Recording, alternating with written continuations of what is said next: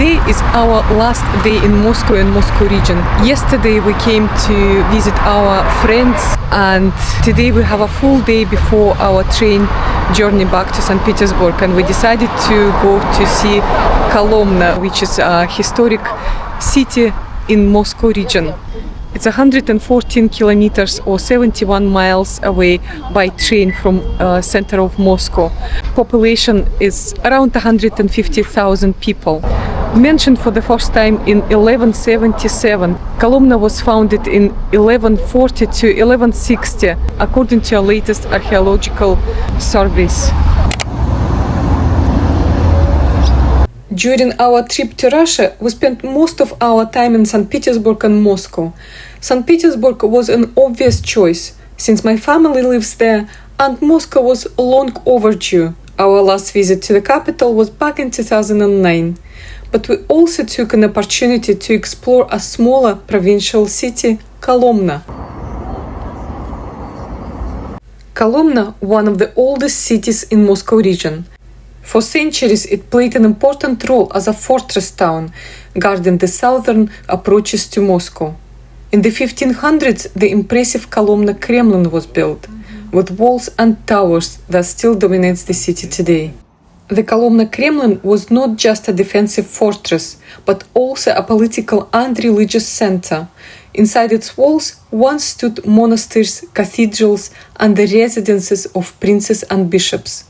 It was here that crucial decisions were made about the defense of Moscow's borders.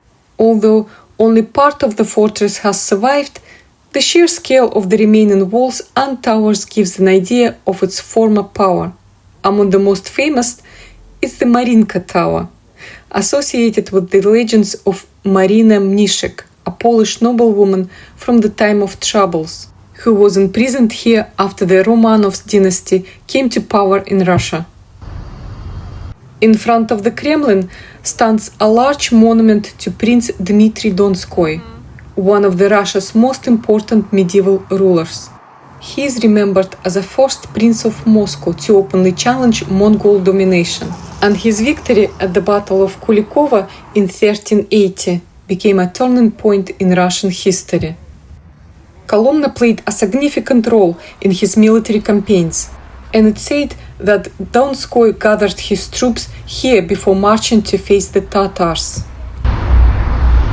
Previously, when we visited the Moscow Kremlin, we saw the casket of Dmitry Donskoy inside one of the cathedrals, where he was laid to rest. It was a powerful reminder of how history connects these places. In Kolomna, his monument stands before the fortress he once used for defense, and in Moscow, his remains rest in the heart of the Russian state he fought to protect.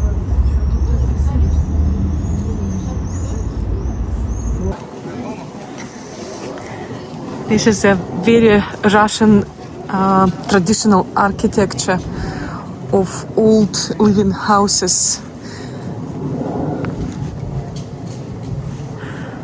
My grandparents had something similar as well, with window shutters from the outside.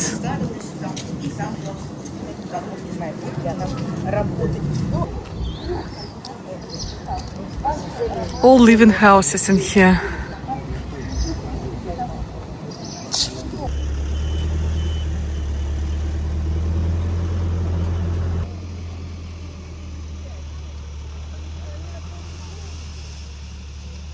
Despite Kolomna's historical significance, this city feels very different from Moscow or St. Petersburg. With a population of about 150,000 people, it's officially a city, but the atmosphere almost feels like a large village. The streets are remarkably clean and well preserved, lined with colorful wooden houses, Orthodox churches, and small museums. Walking through Kolomna gives a sense of stepping back in time, where history and tradition are carefully preserved. Yet, the city remains alive and welcoming. What defines Kolomna is not busy traffic or nightlife, but a peaceful lifestyle surrounded by historic architecture and the deep cultural heritage of provincial Russia. In Kolomna, you can still find old cast iron water pumps, Like this one. Before running water was introduced to every home, people would come here with buckets to collect this daily water. Today, most of them are preserved as part of the city's historical atmosphere. Unfortunately, the one we saw was no longer working, but it was awaiting repairs. And it was drinking water as well.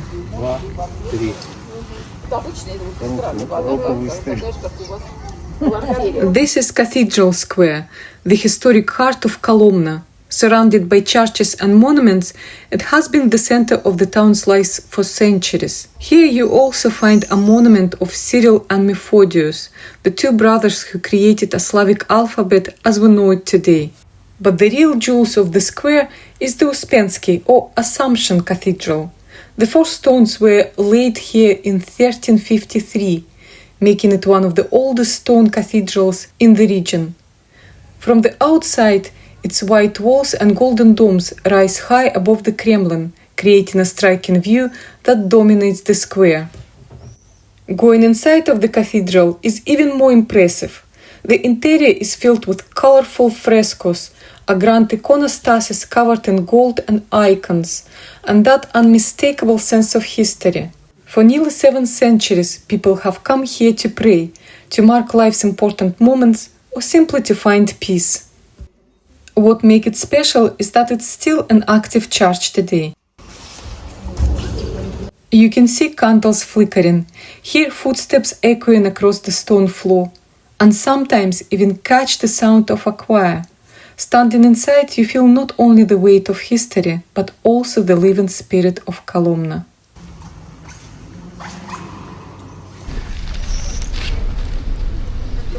Kolomna is also famous for its pastila, a traditional Russian fruit confection usually made of apples. It's very delicious and simple to make, and I absolutely love it. There is also a museum dedicated to it.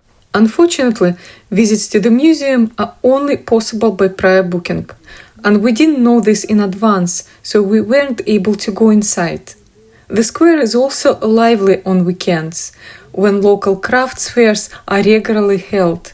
We visited on Monday, so it was much quieter. Sometimes the street comes alive with horses and carriages, making the main street in the historic part of the city feel like a journey to the 19th century. The atmosphere is just wonderful, with craft fairs and all the local life around.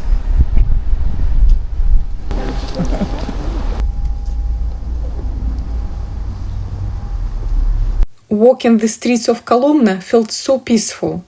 After the busy days we spent in Moscow, it was lovely to take a break and just breathe. I'm really glad I had a chance to visit this small provincial city. It reminded me of my childhood summers at my grandparents' house. And I'm happy I could share this moment with you.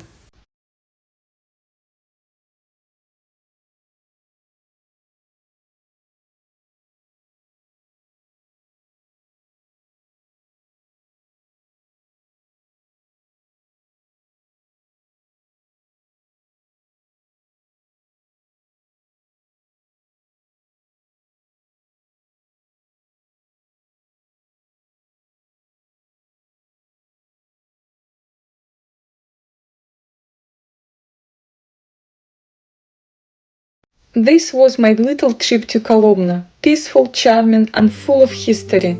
Thank you so much for watching, and if you enjoyed this video, don't forget to like and subscribe for more travel videos.